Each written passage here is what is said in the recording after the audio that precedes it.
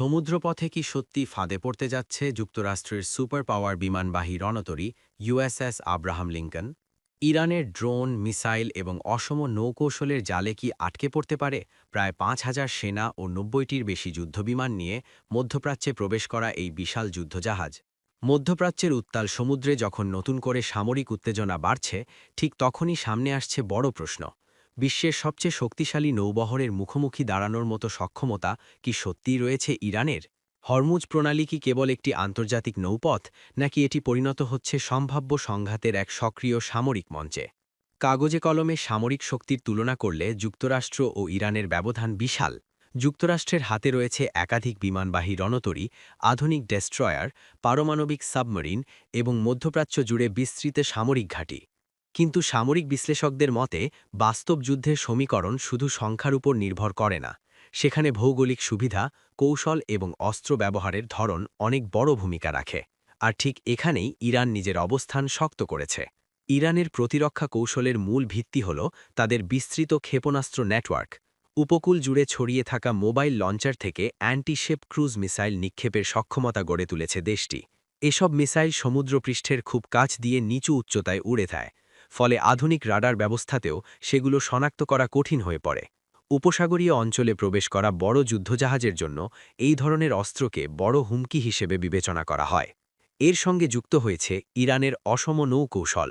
বিশাল বিমানবাহী রণতরীর বিপরীতে ইরান নির্ভর করছে দ্রুতগামী ছোট নৌযান, কামিকাজে ড্রোন এবং সমুদ্র মাইন ব্যবহারের উপর।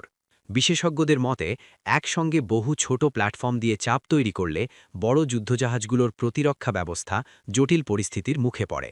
এখানে লক্ষ্য সরাসরি ধ্বংস নয়, বরং অপারেশনাল ঝুঁকি বাড়ানো এবং সিদ্ধান্ত গ্রহণকে কঠিন করে তোলা। ভৌগোলিক বাস্তবতাও ইরানের পক্ষে কাজ করছে। সম্ভাব্য সংঘাতের এলাকা হরমুজ প্রণালী এমন একটি সংকীর্ণ জলপথ যার একপাশে রয়েছে ইরানের দীর্ঘ উপকূল রেখা। পাহাড়ি অঞ্চল, আড়ালে রাখা ক্ষেপণাস্ত্র সাইট এবং দ্রুত মোতায়েনযোগ্য ইউনিট ইরানকে স্পষ্টভাবে হোম গ্রাউন্ড সুবিধা দেয়। বিপরীতে যুক্তরাষ্ট্রকে দূরবর্তী ঘাঁটি থেকে লজিস্টিক ও অপারেশন পরিচালনা করতে হয়, যা কৌশলগতভাবে সবসময় সহজ নয়। তবে এটাও অস্বীকার করার উপায় নেই যে প্রযুক্তিগত দিক থেকে যুক্তরাষ্ট্র অনেক এগিয়ে। উন্নত রাডার ব্যবস্থা, স্তরভিত্তিক এয়ার ডিফেন্স সিস্টেম এবং সমন্বিত নৌবাহিনী তাদের বড় শক্তি। কিন্তু সামরিক বিশ্লেষকদের মতে এখানেই সামনে আসে ব্যয়ের সমীকরণ। ইরানের তুলনামূলকভাবে সস্তা ড্রোন বা ছোট হুমকি মোকাবেলায় যুক্তরাষ্ট্রের ব্যয়বহুল প্রতিরক্ষা ক্ষেপণাস্ত্র ব্যবহার দীর্ঘমেয়াদে চাপ সৃষ্টি করতে পারে। সব মিলিয়ে বিশ্লেষকদের ধারণা, ইরানের কৌশল সরাসরি মুখোমুখি সংঘর্ষে জয় অর্জনের জন্য নয়, বরং এমন একটি ঝুঁকিপূর্ণ পরিবেশ তৈরি করা যেখানে সামরিক পদক্ষেপ নেওয়াটাই হয়ে ওঠে কঠিন সিদ্ধান্ত। এই কৌশল সামরিক পরিভাষায় পরিচিত অ্যান্টি অ্যাক্সেস ও এরিয়া ডিনায়াল স্ট্র্যাটেজি হিসেবে, যার লক্ষ্য প্রতিপক্ষকে দূরে রাখা, ব্যস্ত রাখা এবং অনিশ্চয়তায় ফেলা। ফলে প্রশ্নটা আর কে বেশি শক্তিশালী সেটা নয়। আসল প্রশ্ন হল, এই অঞ্চলে যদি সংঘাত শুরু হয় তবে সেটি কি হবে পূর্ণমাত্রার যুদ্ধ, নাকি কৌশলগত চাপ ও প্রতিরোধের এক দীর্ঘ টানাপড়ন?